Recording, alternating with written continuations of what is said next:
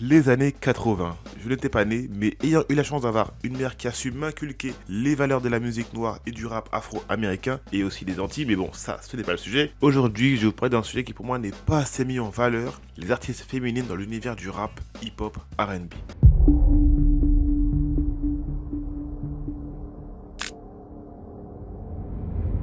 Tout d'abord, avant toute chose, revenons rapidement aux prémices du rap. Tout commence dans le Bronx, dans les années 70 à 80, là où la ville est divisée par le racisme et la pauvreté et le crime. Et pour tout oublier, tout ça, histoire d'une soirée, un grand homme fait son apparition et je nomme DJ Kool Herc. Et cet homme organisera cette fameuse soirée mythique où le rap apparemment serait né, et en partie grâce à sa sœur Cindy Campbell. Elle, qui le voyait s'essayer au mix, a eu l'idée de donner un coup de pouce en organisant une fête au 1520 Sedgwick Avenue, le 11 août 1973. Et vraiment, cette histoire tournait vraiment autour de cette soirée.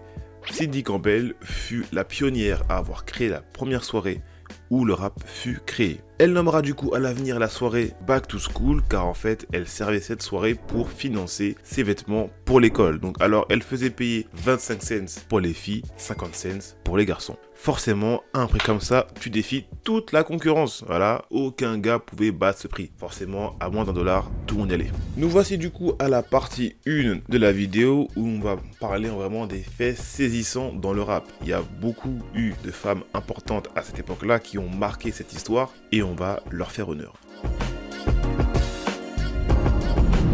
Et pour se rapprocher de là où tout a commencé dans le Bronx, nous avons Sha-Rock qui fera du bruit en intégrant le groupe du nom de Funky 4+1, et ça à 17 ans. Elle marquera encore cette époque pour l'une des premières femmes qui sera la première à apparaître à la télé. Nous sommes en 1981 durant le Saturday Night Live et Sha-Rock fait son apparition.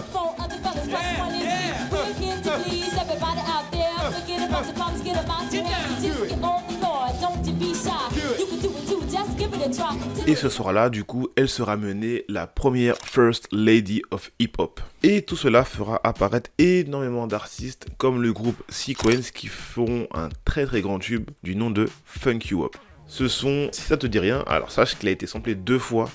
Une fois par Dr. Dre dans le son Keep the Head of Reading.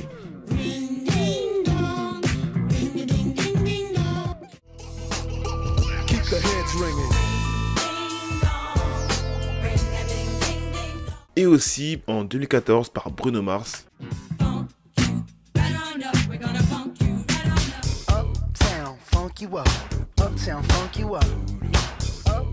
Mais nous avons aussi d'autres événements majeurs qui vont montrer au public local et aussi au grand public que les femmes savent mieux rapper que les hommes. Et nous sommes en 85 et ce mérite est donné à Roxane Chanté. Alors qu'elle n'a que 15 ans, elle participe au concours de battle de rap qui se nomme Battle for World Supremacy. Alors le concept est tout bête, il suffit de rapper sur un instru et de se clasher tour par tour en face à face et les rappeurs se battent jusqu'à la finale et à la fin il y aura un grand gagnant. Pour ceux qui ne connaissent pas, forcément en France on aura le même concept plus tard du nom de Rap Contenders. Et c'est à ce moment là du coup que Roxane entre en scène. Cette femme avec plein d'ambition dans la tête participe au concours et elle en a arraché plus d'un. À votre grande surprise, oui, Roxane en a battu énormément et elle arriva jusqu'en finale. Puis en arrivant en finale contre Busy Bee Starski, un rappeur qui est déjà très influent dans le milieu à cette époque. À ce moment-là, les rappeurs se clashent en tour par tour, c'est un tour de passe-passe, un battle magnifique entre ces deux protagonistes.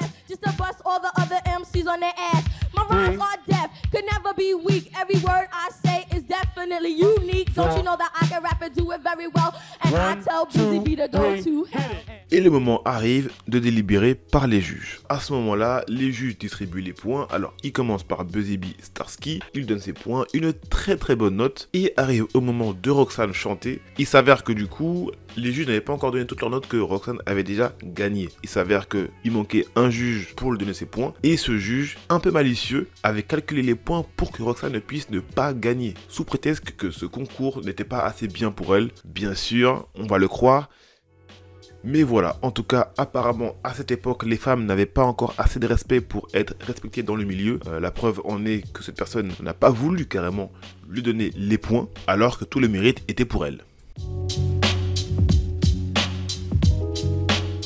Mais il faudra attendre la fin des années 80 pour commencer à avoir une flopée de pionnières du rap telles que Da Brat, Queen Latifah, Missy Elliott ou encore bien MC Lyte.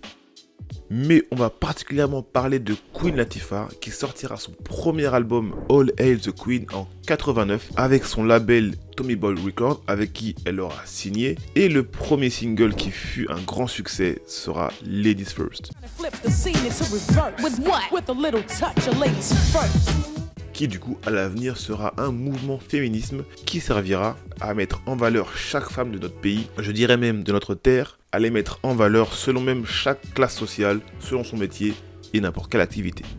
Dans ce clip, on verra en images plein de femmes qui auront elles-mêmes marqué l'histoire des femmes afro-américaines, saupoudrées d'un sample de discours de Malcolm X. Mais bon, vous vous doutez bien que forcément elles ont eu beaucoup de mal à sortir de clip parce que bon, une femme qui se révolte dans un clip où elle balance les 4 vérités, forcément ça fait du bruit, et les hommes de ce business n'étaient pas forcément tous d'accord, malheureusement. Mais après un combat acharné, elles ont quand même réussi à sortir le clip Ladies First, qui fut du coup par la suite, comme j'avais dit auparavant, un mouvement féministe, mais qui a aussi été le nom d'un documentaire Netflix réalisé par Anna Baker, qui auparavant était directrice artistique sur des films tels que Black Panther et Moonlight. Elle fait un travail admirable, donc je vous invite à le voir. Tout ça a permis d'ouvrir énormément de portes, comme pour une artiste telle que Missy Elliott, celle que j'avais du coup énumérée auparavant, qui avait déjà pour moi une DA assez très évoluée pour son époque, ce qui reste vraiment intemporel. Pour elle, niveau décor, maquillage, chorégraphie, danseur, forcément leur idée était trop poussée pour les femmes, cela vous coûtait beaucoup d'argent. Contrairement à des gars comme Chief Keef pour son époque, faisait beaucoup de street clips avec une caméra, un appartement, ses gars derrière lui, ça suffisait. Et pour eux, c'était beaucoup plus gagnant parce que forcément, ça faisait le même nombre de vues, mais avec moins d'argent. Et comme du coup disait à l'époque Rick Ross dans une interview de Breakfast, il avait peur qu'en ayant une femme dans son entourage ou dans son équipe de production au niveau de la musique, il avait peur de coucher avec. Voilà. You know, I never did it because I always thought like I would end up fucking the female rapper and fucking the business up here. I'm so focused on my business. I gotta be honest with you. You know, she looking good. I'm spending so much money on her photo shoots. I gotta fuck her a couple times. En fait, c'est juste des hommes faibles qui ont peur des femmes et qui n'ont pas envie de se mouiller pour pouvoir essayer d'en faire monter une à sa carrière. Voilà. Par peur de prendre du risque en fait. Ils avaient juste peur les gars. Voilà.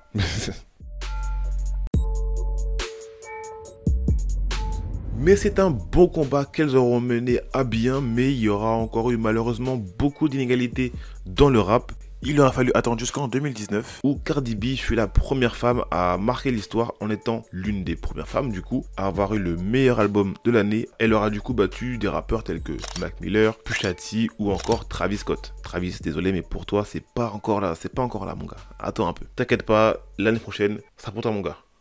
Force. Et autre deuxième fait marquant des Grammys, on peut voir une artiste telle que Billie Eilish qui aura eu le record en 2020 où à 18 ans la jeune américaine aura raflé les 4 principaux Grammys à avoir tels que l'album de l'année, l'enregistrement de l'année, la nouvelle révélation de l'année et aussi la chanson de l'année. Donc la meuf elle aura tout gagné cette année et ça montre comme quoi les femmes commencent à être méritées pour leur succès. Et encore aujourd'hui d'ailleurs. C'est beau.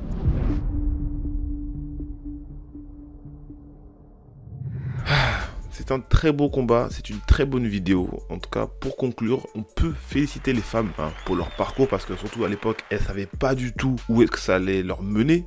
Parce que forcément, à l'époque, tu pouvais rien gagner comme argent et c'était vraiment que par passion. Là maintenant, forcément, tu gagnes des millions, des milliards de dollars, mais c'était pas comme ça à l'époque. Et franchement, c'était vraiment les pionnières et c'était les premières à aller au front. On peut les applaudir pour ça. Aussi dans le documentaire Ladies First, ils en parlent beaucoup. Je vous invite encore à le regarder. Le lien sera en description. Mais voilà, en tout cas, franchement, chapeau à elle. Merci à elle d'avoir ouvert des portes à des artistes comme Coi Leray, Cardi B, Nicki Minaj et encore plein d'autres. C'est une très grosse histoire qui pour moi est très importante. Surtout qu'en plus ça part du rap, mais du coup sous un autre angle de vue, on va dire, parce que là, en général, le rap est souvent parlé sous l'angle des hommes, mais pas beaucoup aux yeux des femmes. Donc forcément, il fallait en parler. Donc voilà. J'espère que la vidéo vous aura plu. Si c'est le cas, mettez-moi un maximum de pouces bleus, à vous abonner parce que franchement, On a beaucoup bossé les gars, on a beaucoup bossé. Et voilà, on se retrouve pour une nouvelle vidéo. J'avoue, avant de finir la vidéo, j'ai changé de studio parce que j'ai déménagé. Pour les anciens qui savent, vous le savez sur Instagram, mais pour les nouveaux,